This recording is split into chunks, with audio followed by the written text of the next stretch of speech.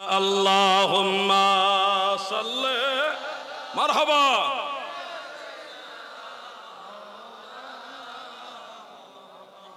ওয়া আলা আলি সাইয়্যিদিনা। এই যে আমরা দুরূদ শরীফ পড়লাম, আমরা তো নবীজির মহব্বতে আল্লাহ সন্তুষ্টির জন্য পড়ে গেলাম। আর কিছু ভাইরা দুরূদ শরীফ এটা পড়া যাবে নাকি যাবে না দলিল খুঁজতেছে।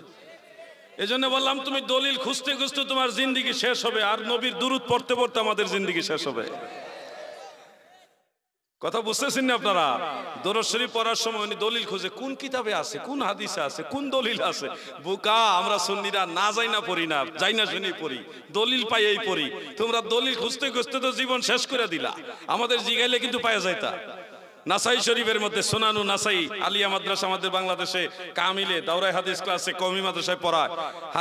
যারা মুহাদ্দিস হয়েছে এই কিতাবটা পড়েছেন নাসাই শরীফ, সেখানে সহিহ সনদে উল্লেখ আল্লাহ রাসূল নিজে দুরূদ শরীফ শিখাইছেন।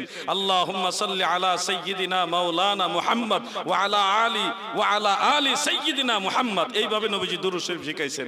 তুমি খুঁজো না, পাও না, পাইবা কেমনে? তোমার চোখে তো নজদের চশমা, তোমার চোখে মদিনাওয়ালার প্রেমের চশমা নাই। এই জন্য অনেক কিছু দেখলেও তুমি খুঁজে পাবে না ভাই, তোমার চোখের মধ্যে আল্লাহ ছিল মেরা দিছে। একটা টিস্যু দেন, একটু জিকির করুন লা ইলাহা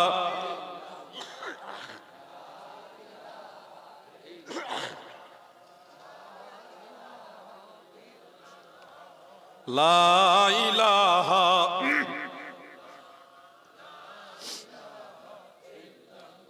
পরন হাসবি রাব্বি জাল্লাল্লাহ মাফি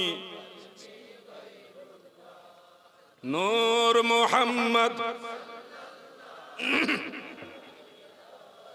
ইল্লাল্লাহ লা ইলাহা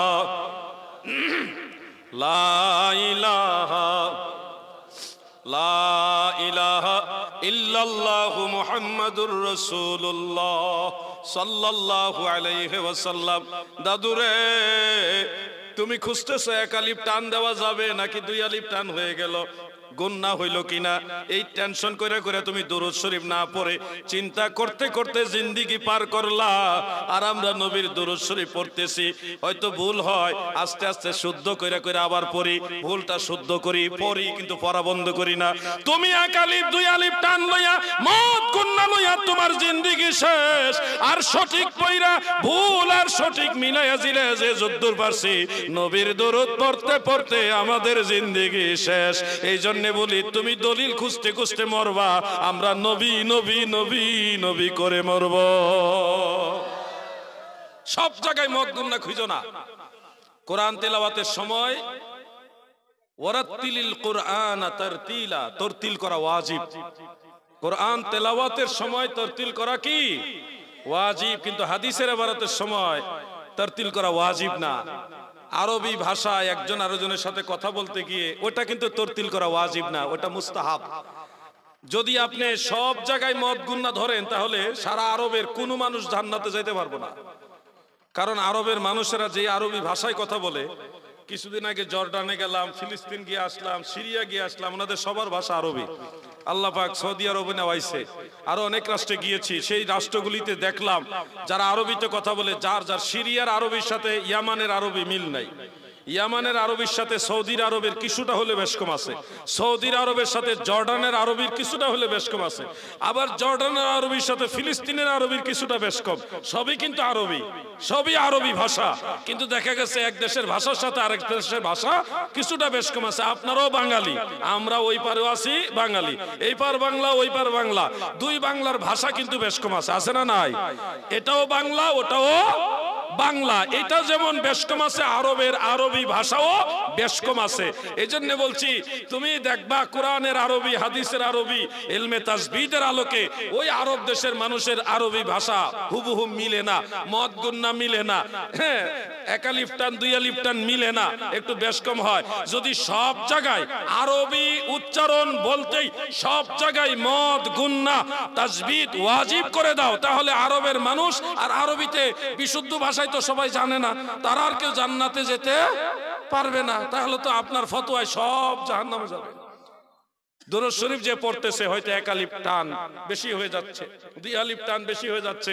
আপনার উচিত এক আলিফ টান বেশি না হয়ে কিভাবে সহিভাবে পড়া যায় সেটা প্র্যাকটিক্যালি দেখায় দেওয়া, ওইটা মানুষকে শিখায় দেওয়া। ওইটা না কইরা আপনি বলতেছেন এভাবে পড়া যাবে না, বিদআত, এই ফতোয়া দিতে দিতে আপনার জিন্দেগি শেষ। আপনার ফতোয়ার কারণে কত হাজার হাজার লক্ষ লক্ষ মানুষ দুরূদ শরীফ থেকে বঞ্চিত হয়ে গেল। আর আমরা গুনাহগার, ভুল পড়ি আবার শুদ্ধ পড়ি, ভুলে শুদ্ধ মিলাই আলহামদুলিল্লাহ ধীরে ধীরে মানুষ শুদ্ধের দিকে যায়, সহির দিকে যায়। আমরা পড়তে পড়তে মরবো। নবীর দুরূদ চাই কিনা? সবাই বলেন চাই কিনা? আরে নবীর দুরূদ পড় দিলে দিলে তোমরা, নবীর দুরূদ পড় দিলে দিলে হৃদয় খোলে, নবীর দুরূদ পড় দিলে দিলে।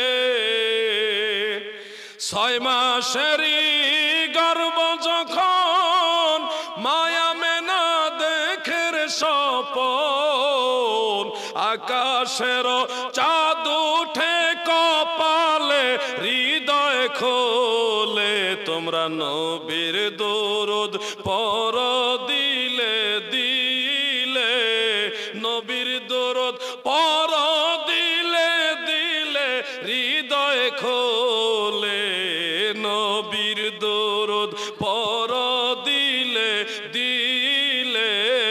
আল্লাহুম্মা সাল্লি, মহব্বতে হবে, আওয়াজ কমে গেছে কিন্তু। ওয়ালা আলি, সেলফি ক্যামেরা নিয়ে এটা তার ডাইন হাতে খাইতেছি, বাম হাত বোঝা যাইব। ও যাই হোক, আমি বলে দিলাম আমি ডান হাতে পানি পান করছি, কিন্তু সেলফি ক্যামেরা আবার বাম হাত বোঝা যায় অটোমেটিক। তখন কইব জিহাদি সাহেব বাম হাতে পানি পান করছে, সুন্নত, এটা গন্ডগোল লাগে যাবে, আবার এটা নিয়ে লাগবে ভেজাল। তো এই জন্য মুসিবত, হ্যাঁ মুসিবত সব জায়গায়। তো আমি ওই লাইভের মধ্যে বলে দিলাম আর কি, আমি ডান হাতেই খাইছি কিন্তু বাম হাত বোঝা যাচ্ছে, আপনারা ডান হাত ধরে নেবেন। মানে ওই লাইভে চলতেছে তো, লাইভে বলে দিলাম আর কি। আপনারাও, আপনার এটা কোন হাত? আমার, তাহলে এই হাতেই তো খাইছি নাকি? তো কেউ যেন আবার বলে না যে আমি বাম হাতে খাইতেছি।